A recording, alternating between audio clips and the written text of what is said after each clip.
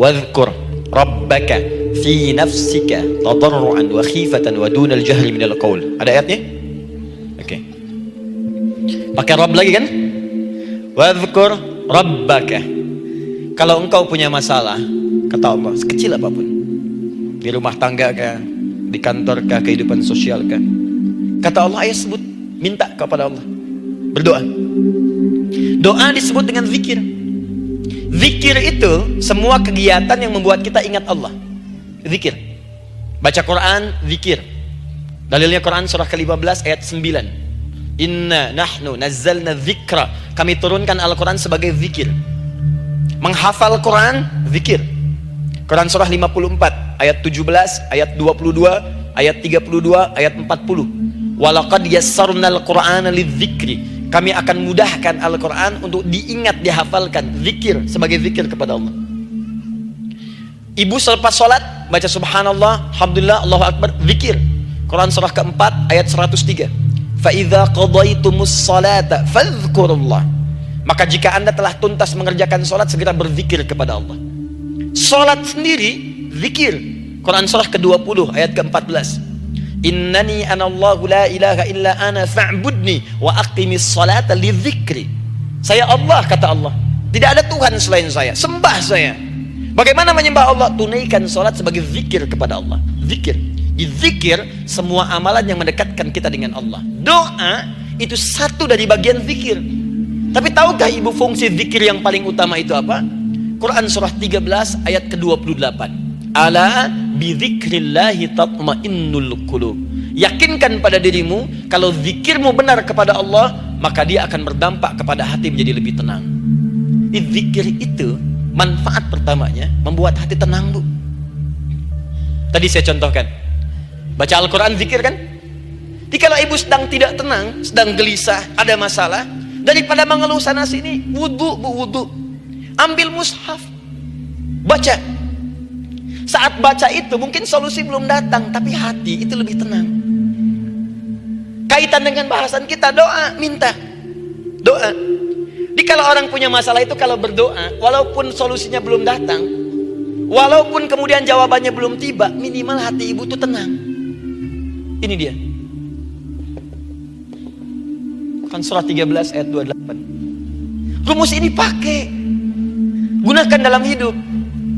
Karena yang tahu kehidupan kita itu Allah yang menciptakan kita. Yang tahu pesawat, yang bikin pesawat. Yang tahu handphone, yang bikin handphone. Yang tahu mikrofon, yang bikin mic-nya. Yang tahu kita, yang menciptakan kita. Ikutilah petunjuk Allah yang menciptakan kita, maka akan langsung terasa manfaatnya.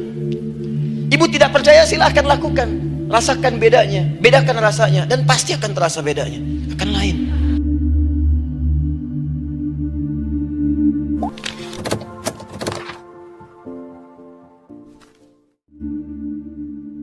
Saya berhati-hati sama Allah supaya jangan kena siksa Allah subhanahu wa ta'ala. Istiqamah beribadah. Saya tidak peduli apa yang diucapkan oleh manusia. Tidak usah pedulikan, tidak usah dengar. Supaya apa? Supaya besok ketemu semua orang dengan hati yang bersih. Tidak ada satupun kita sakit hati sama orang, siapapun dia. Mau dia ustaz, mau dia pejabat, mau dia tetangga, mau dia sahabat. Coba kira-kira perasaan, kita kan manusia. Tidak ada yang bisa menjaminkan hatinya. Kalau anda besok mendengar fitnah dibawa oleh temanmu sendiri atau tetanggamu, kira-kira besok anda mau salaman sama dia? Biarpun anda berkenan salaman, kira-kira hatinya bersih atau sakit hati? Rasul sallallahu alaihi wasallam sendiri pernah berkata, melarang sahabatnya, jangan ada di antara kalian yang membawa keburukan cerita terhadap sahabatku yang lain, karena saya ingin bertemu dengan sahabatku dengan hati yang bersih.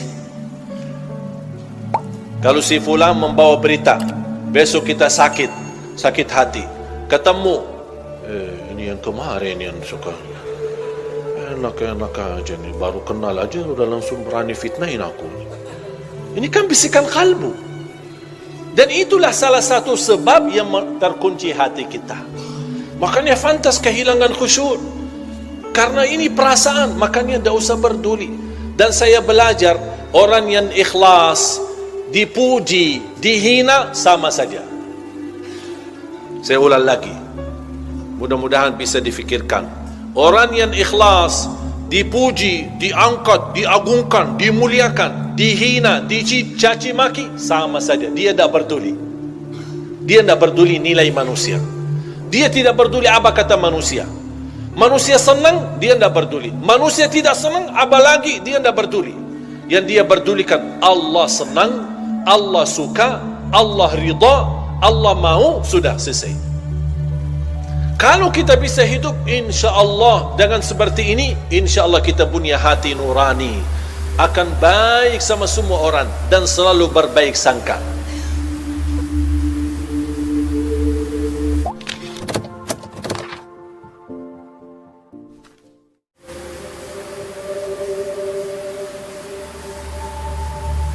Bapak sekalian, di sini ada nggak yang tahu besok?